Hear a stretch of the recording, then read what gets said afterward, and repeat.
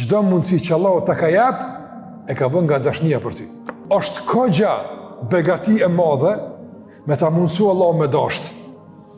Është begati pa krahasimisht e madhe, më e madhe se kjo është, me të kallëzu Allahu që edhe ty muna me dasht. Ç'kjo është e madhe atë? Për shembull, sikur të kemi Allahu xhallahu ala çora, ç'kjo mundësia me mdasht? Që si dashnia u pranoj.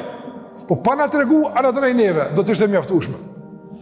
Momentin kur Allahu xhallahu ala ka hap mundësinë që ka mundësinë që ai me na dash neve përmes shfrytëzimit të mundësive, kjo me automatizëm të vetëdijson për shfrytëzimin e çdo mundësie që të bën ty Allah me dashur.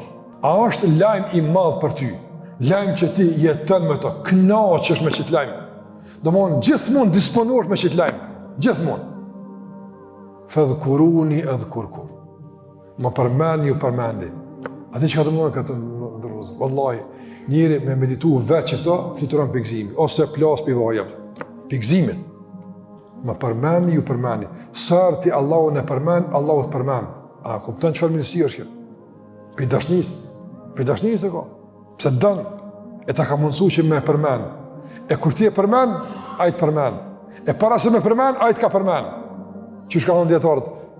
Donë, përmendja jo të Allahu xhallahu ala është mes dy përmendjeve të Allahut për ty. Të ka përmend një herë, e përmendja Allahut e ka provoku përmendjet tënde Allahun. E kur ti Allahun e përmend, ai prapë ti të përmend. Ti një ai dy. Ç'kjo është dashnia? Ç'kjo është dashnia? Kish me qenë për shembull të ndërlozur që shtopta. Një hadith, s'ka hadith kështu, s'ka. Po më pas hadith kështu. Kush e përmend Allahun 10.000 herë në ditë, e përmend Allahun të një herë. A kishe me e përmenë 10.000 herë në ditë? Da thejme, po, qysh jo, këkësa. Të 100 nërës për të usmonë me hamdi,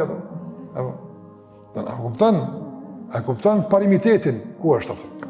Që kjo është me kom besimtar parimor, a i po t'jep dashni, e dashuria Allahot për ty, dhe kuptimi të drejtë se gjitha mundësit i ka për shkak dashnis për ty, bën me fletëru, veç me kuptu cëllë është mundësia radhëse.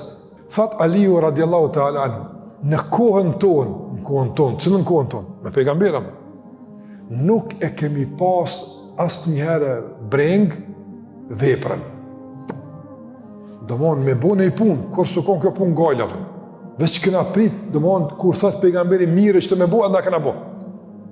E këna pas breng pranimin, që atjo konë gajla. E kur ka dashni të ndërlozër, vepra së kontestohet, po kontestohet a i pëlqej, si pëlqej atë. Në po? Një njëri kër e dënë dikën, dhe dashëm kër janë,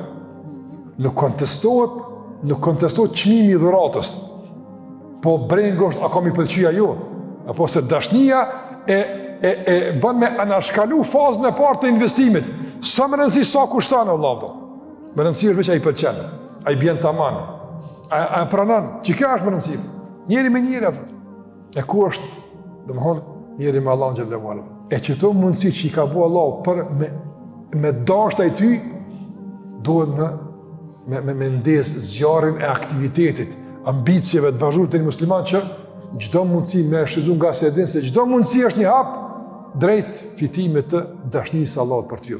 Gjdo, një sadaka, një dhikër, një Koran, kjo do koftë. Nga kujdesi ti, nga dashuria e ti për juve, ja u ka mësu Koranën.